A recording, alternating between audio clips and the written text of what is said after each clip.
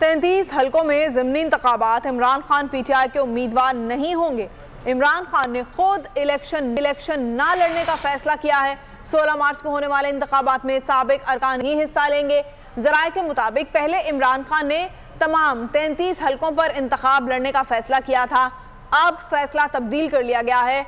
इमरान खान ने इस्तीफा देने वाले अरकान असम्बली को ही कागजात नामजदगी जमा कराने की हिदायत की है।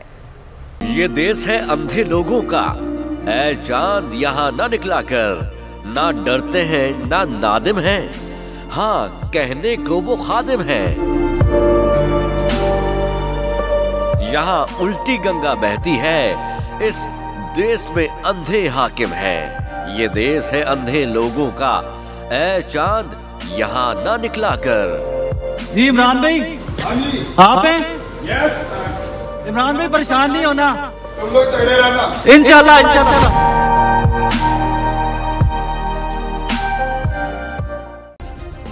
सब्सक्राइब करें और बेल दबाएं ताकि कोई खबर रह न जाए।